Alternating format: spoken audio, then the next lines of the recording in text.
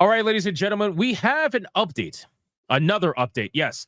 And hopefully, those of you watching this video make it past the first 30 seconds before you comment something stupid. We have an update on Krafton versus the previous developers that were fired. This lawsuit was damn expedited. It's actually pretty crazy. We are literally at the point where we have the full breakdown of the lawsuit. Now, what has been leaked online right now has been redacted for some information, but for the most part, it is available enough where we can try to get more of a better picture as to what happened in this entire situation. So we have an update on the situation with Krafton and the former developers, and apparently in the lawsuit, Krafton is being accused of wanting to delay Subnautica 2 to avoid the $250 million payout, according to the lawsuit claims. Now, keep in mind, this is something we've already known because this is what the initial developers have actually said about this situation. So before we read the response, because Krafton has actually responded to these claims, by the way, we're going to read that after. We're going to read the original first so we can get the full context over the lawsuit and what is said in the lawsuit. Now, again, keep in mind, in this particular lawsuit, it has been stated that they purposely sabotaged the game. Krafton sabotaged the game in order to stop them from being able to get the money, right? This is something that has been known for a while. It says, after Krafton leaders reviewed Gill's projections and evaluated the anticipated revenue and earnout numbers, everything supposedly changed. The complaint says, per Schreier. According to the lawsuit, meetings in early 2025 involving Gill and Krafton is where things began to turn. The complaint says that Gill was attempting to negotiate a bonus payout to employees who might not have been eligible for the payout after the studio was first acquired for $500 million 4 years ago. So this right here now changes the story from what Krafton was initially telling us before. There is actual information in the lawsuit stating that one of the executives that got fired was trying to negotiate a bonus payout for the employees that were working there. Very interesting. About 40 people employed by Unknown Worlds at the time of the sale were told they would receive payouts, mostly in the 6 or 7 figures. But the executives also wanted to offer bonuses to those who had joined after the fact, which is very, very curious. After those meetings, the push from Krafton to delay the game began in earnest. It even led to various Unknown Worlds employees to go with Gill with the belief that the publisher was trying to avoid the earnout. Now, keep in mind, all this information that we're reading right now, this is not Jason Schreier's opinion. This is what is actually in the filing. I'm going to link the filing in the description of this video, and I'm also going to link it in the chat during the live stream right now, so you guys can see the filing in your own time if you want to read up about this, because it's all in there. So it says, in the months leading up to their dismissal, the executives state that Krafton stopped marketing the game, paying local vendors, even preparing Subnautica 2 for different markets.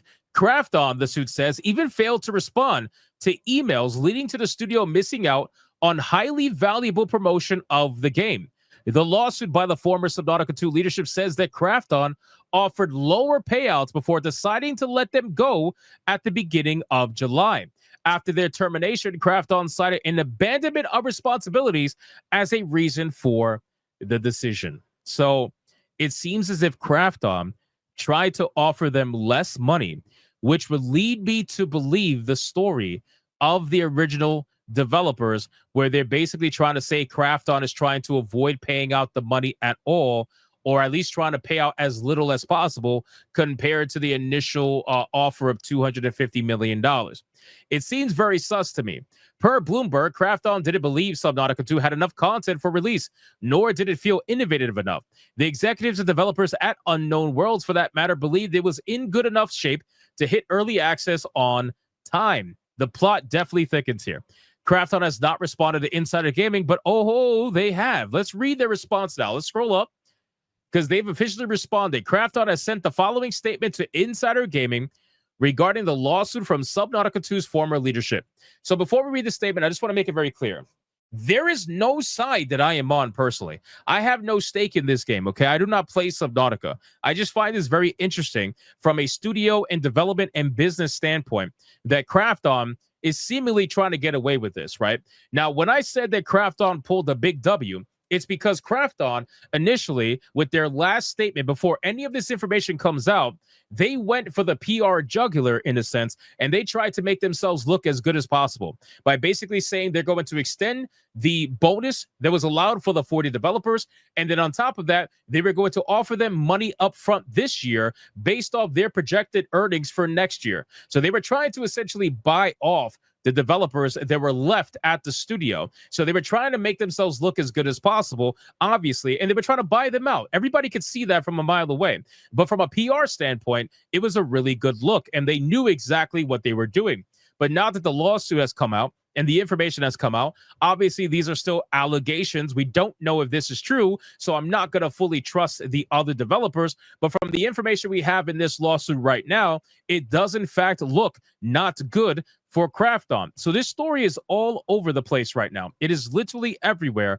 And at this point, I'm just going to blame both of them at this point. But again, we don't really know. I'm leaning more towards now the developers might be onto something, but we just don't know. So here's the statement from Krafton. They said Krafton's decisions were made to ensure that Subnautica 2 is the best possible game and lives up to fan expectations. What I will say really quick, okay, is that when it comes to Subnautica, I made a video talking about what was going to be in early access. We went over the leaked document, and that leaked document said that it was going to have XYZ biomes or whatever available in early access.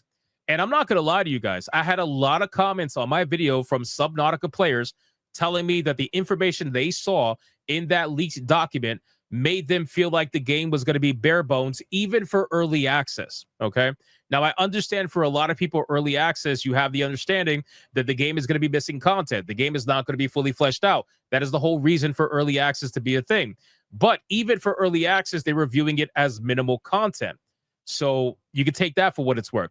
But that kind of backs up what they're saying here, that the game was just not going to live up to fan expectations, releasing the game prematurely with insufficient content, falling short of what fans expected. A sequel would have been both disappointing the players who are at the heart of everything Krafton does and damage the reputations of both the Subnautica and Unknown Worlds brands. While we are disappointed that Charlie, Max, and Ted have filed a lawsuit seeking a huge payout, we look forward to defending ourselves in court. In the meantime, Krafton remains focused on what matters, delivering the best possible game as quickly as possible to Subnautica fans. Now, here's another interesting part of this that you guys don't know from this article, but I know from another one I read. Apparently, in the lawsuit, the three developers are asking not only for the $250 million payout, but they're also asking in the lawsuit to regain creative control over the Subnautica franchise.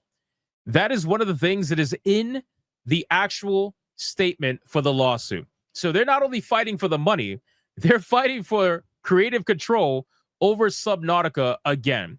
I don't know how exactly they're going to be able to get that, considering that they got bought out. But anyway, I just wanted to include that because I know I read that over at PC Gamer. I had their article pulled up before. So you guys can let me know, what do you think now that you've seen some of the information from the lawsuit? And again, if you want to see the full lawsuit, it's going to be in the description down below for this video. And I'm going to link it in the chat right now. Let me know what you think about this. Whose side are you on? Are you on anybody's side? Do you think they're both full of shit? Whatever it is, let me know in the comments down below. Thank you so much for watching, and I'll see you guys on the next one.